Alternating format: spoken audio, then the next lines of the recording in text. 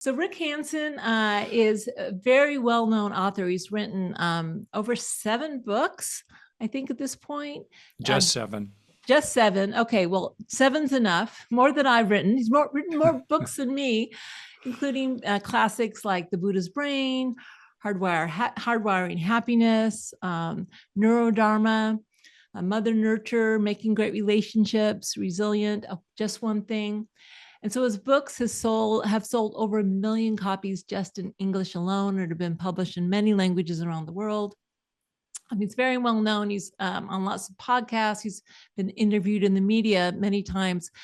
But what he's really been doing lately is so exciting, and we'll be talking about, is starting new organizations like the Global Compassion Coalition in particular, which I'll be asking him about. He's also a personal friend. So we were just discussing when we first met, and it was actually in 2010, right after he had written his book, The Buddha's Brain. And I had actually emailed him because he mentioned self-compassion in his book, The Buddha's Brain, and he didn't reference me. Yeah. I felt so hurt. And so I boldly emailed him to say, "Oh, love your book. It was great. You may want to know about my work." And then we had started this conversation. But I have to say, Rick I really consider you, Rick, one of my real mentors. I mean, both on a professional level as a colleague, helping me navigate kind of the world of crossover academia, but also just as a friend and a spiritual guide. You've just been tremendously important in my work, and I really consider you a good friend. So I also appreciate you joining us. So to start out, I'd really like to ask you about the role of self-compassion in your personal life. We'll get to your professional life and what you've written and your ideas, but just as a person, a practitioner of contemplative meditation, what does self-compassion mean to you, and how has it helped shape your journey? I knew you were going to ask me that question. And by the way, as well, hello, everyone. Thank you for coming here. Wow, I appreciate you being here in the live right now and watching it later in the recording. And I should start by just saying that for you personally, Kristin, and your work, there's going to be good reasons why you're going to be in the textbooks for the next hundreds of years in terms of the history of psychology. And self-compassion is really, really crucial, and you've been a forerunner in that territory. And given the nature of academia, my father was a zoologist. I have some sense of the academic life. I've deliberately hung around the edges of it because there are ways in which it can be very territorial and anti-innovation and even vicious, particularly to, frankly, women with opinions. And gosh, how terrible. And so I just think of you, and I also think of Barbara Fredrickson in much the same way, as people who risked career suicide by pushing forward in an important area. So thank you. We've all benefited from your courage and intellect. Okay, you're forgiving for leaving me out of your book. Okay. Well, Finally. Okay, finally. Yeah, it was a really funny thing. So I wrote the book, and yeah, I had the references in it, and it was one sentence on self-compassion, and I had bumped into Mark Leary, an academic at Duke, who had written some summary. So I'm just basically looking for citations. Oh, a citation, and then I kept moving, and then I get this email. It was polite, but it was direct. And A so little fierce compassion. And, how did you use self-compassion in that moment and in your journey more generally? That's right. That's And so I want to speak to that. On reflection, I was not self-compassionate, but I was a self-advocate early on. Early on, as a young child, some of the more seminal experiences of my life had to do with getting on my own side, which for me has kind of a muscular dimension to it. Being for myself, not against others, but being encouraging and determined and kind of on my side, noticing the suffering that was there in me, but kind of bypassing it to move forward. And that was also a certain amount of the culture of my parents, who both grew up in the Depression in different ways, where it was about self-reliance and buck up, don't talk about it, just go forward. And it was only really until much later that I around the time I became aware of your work, that I started to explore that additional dimension alongside being for yourself, of being tender with myself. They're different. And that tenderness with myself has actually been really important over, I'd say, the last 15, 20 years, particularly in my own spiritual kind of development, which has become more and more heart-centered over the last 10, 15 years. So as I am more and more tender with myself, I can slow down to be tender with others and for others, and being more able to be tender with them helps me be more tender with myself. So that's Beautiful. Thank you. yeah. And the other thing, one of the things I love about your work is you're one of those real advocates for taking in the good, right? So in other words, cultivating positive mind states, not in terms of like wishful thinking or positive, just kind of sugarcoating things, but really savoring and intentionally cultivating a positive, good mind state. And yet, self-compassion is actually by definition aimed at suffering. So I'm curious if you can talk to us about how you think self-compassion helps us cultivate a positive, good mind state. Yeah. So we start with what is the nature of compassion itself, which is basically it's empathy for suffering, combined with benevolence. We're not just indifferent. And with the motivation to reduce the suffering if we can. So it has these three elements. There's empathy, benevolence, and motivation. The benevolence aspects of compassion, the tenderness, the caringness, neurologically is associated with releases of neurochemicals like oxytocin and dopamine that are reward chemicals. So the benevolence aspects are positive and they are protective. That's why there is empathy fatigue, but it's not clear, if at all, if there is compassion fatigue. I think of compassion as bittersweet, and it's important to register the bitter, but not lose touch with the sweet, and not let ourselves be invaded or occupied by the bitter, and keep regenerating the sweet of the kindness, the tenderness, the care, and the concern, and including moral commitments to people who are suffering because they've been mistreated. So right there, compassion, and then certainly it's true for self-compassion, is itself an emotionally positive experience. It itself is certainly a beneficial experience for people. So in that sense, enjoyable and beneficial, it's a positive experience. I think also about the ways in which, if we work backwards from many of the various qualities we hope to develop inside, like self-worth, happiness, mindfulness, resilience, and so on, we don't necessarily need self-compassion for them to develop them per se. On the other hand, if we start with suffering and we move through what I think of as a very common flow, first we be with it, then we let it be, we be with it, and then we start moving into letting go, and then third, we move into letting in. What is it that we hope to grow or develop in ourselves as we kind of move through the flow of how we are practicing with our suffering or the suffering of others? And in that sense,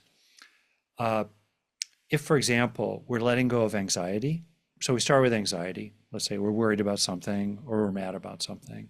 So we feel it fully, check. Then we move into, at some point, letting go, we let it go. And then we want to replace what we've released with a positive alternative. Like for anxiety, it would be calm, or a sense of confidence in our abilities to deal with things, or relaxation, or realistic appraisals of threats. Well, to build the good toward the end of that process, at the conclusion of that process, to build the good at the conclusion of that process of our practicing with our suffering, is really aided by having a lot of compassion for ourselves at the start. Right. Okay. So it's like the compassion by holding the pain of what we've experienced, the compassion allows the learning and the growth. It facilitates the learning and the growth. Is that basically That's what you're right. saying? Yeah, because Yeah. then we don't get stuck in the suffering, nor do we do a spiritual bypass, nor do we Right. suppress it.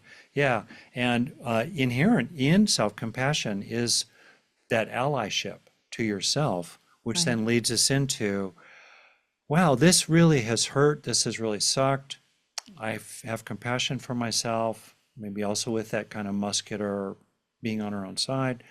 And then there's a natural follow on, oh, what would help? What's the medicine? What would help? And then we turn toward growing what would help. Right.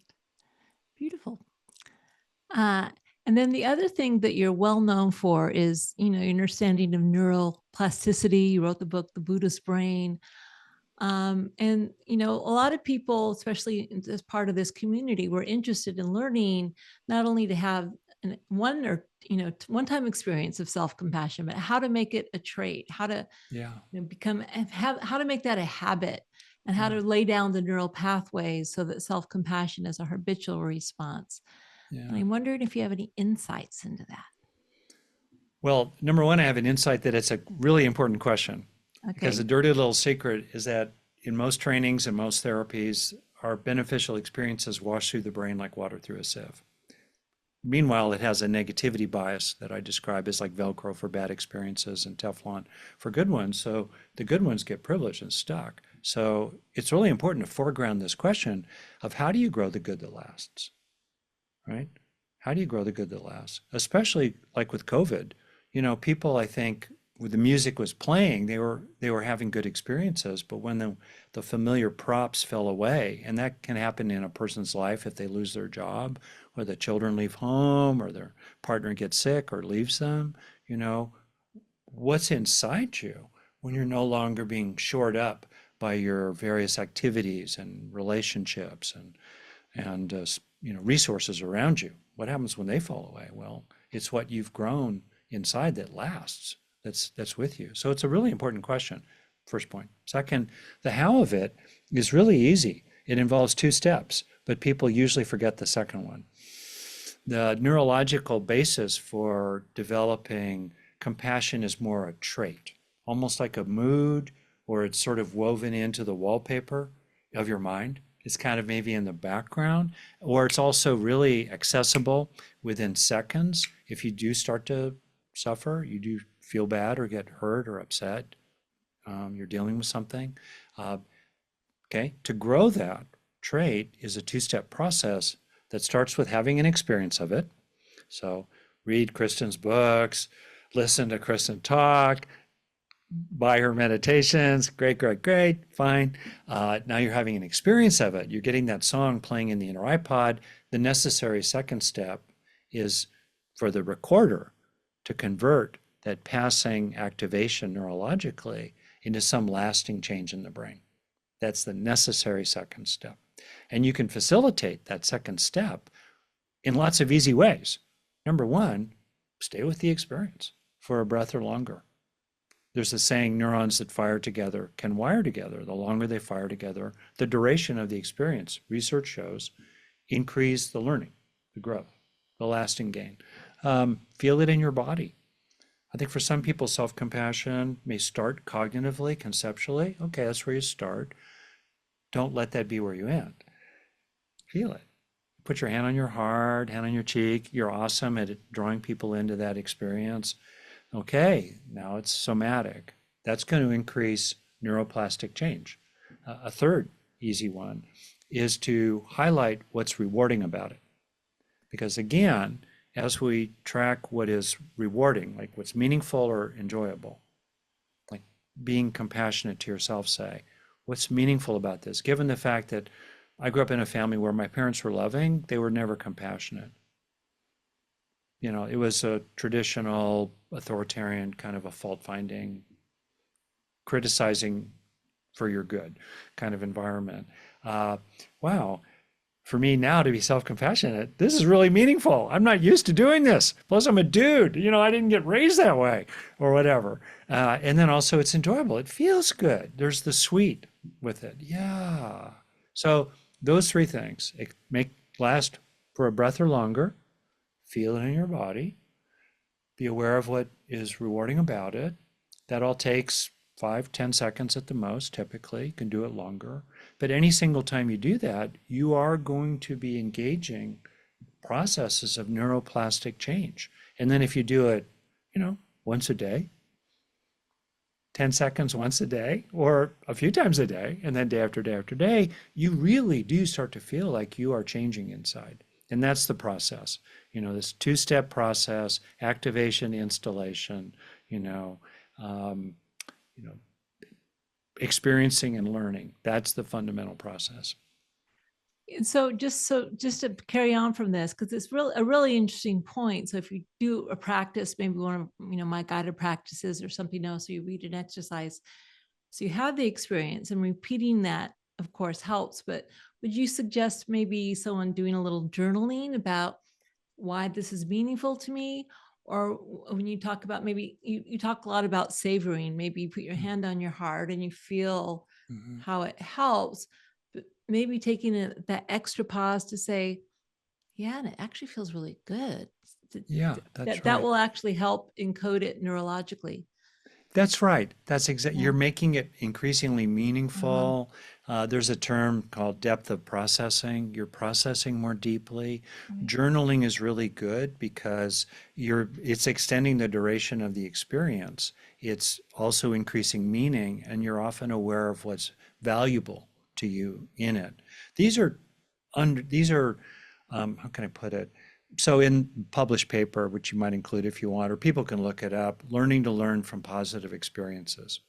There are 8 neurologically evidence-based methods that I bring in, like what is the how of converting states to traits? 8 methods. I've named 3, extend the duration, embodiment, and reward. Great. I did not invent any of those 8 methods. I've invented the structure or the framework that pulls them together and the rationale for it. And I've then related how the good that we grow that lasts is related to spiritual practice, particularly Buddhist practice, of gradually releasing craving, gradually ending craving that creates suffering and harm. Because as you grow the good inside that lasts, you feel already full, already enough, already in balance in the core of your being, whatever's happening around it. So I've done that part. But the particular methods like journaling or talking about it with somebody else or other methods, other people have thought of them.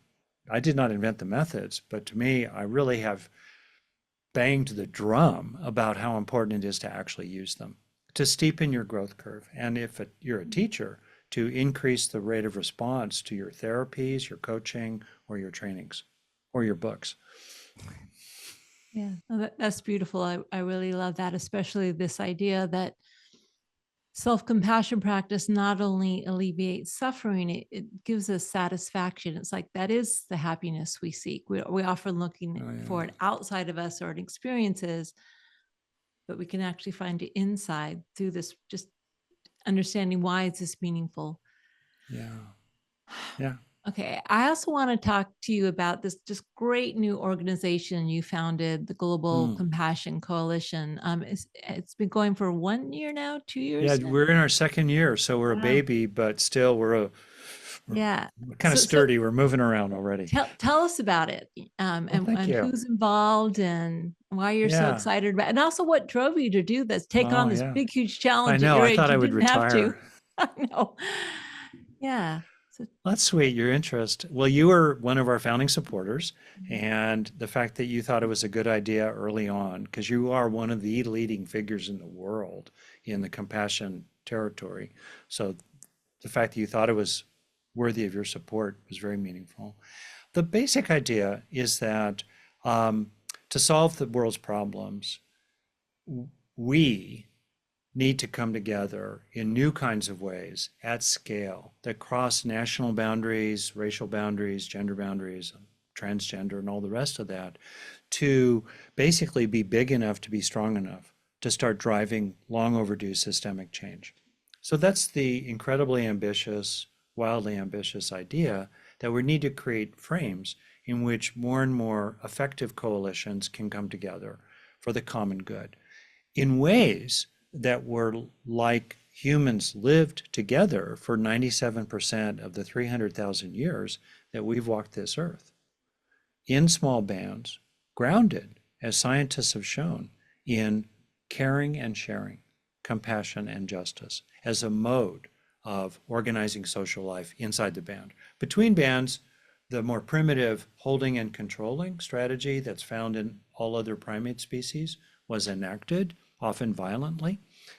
Okay, and still inside the band, partly because of the conditions of living together your whole life with 40 or 50 people, people had to practice compassion and justice, caring and sharing with each other. So we're returning, for me, the vision, that will bear fruit probably, I hope after I die, by the end of the century, that will bear fruit so that we will extend caring and sharing, compassion and justice to the foundation of more and more societies. So that's the big picture. Inside that, we focus on basically the experiencing, the training, the application, and the advocacy of compassion. So that's what we do. And we have, at this point, about 130,000 people have joined the coalition just already.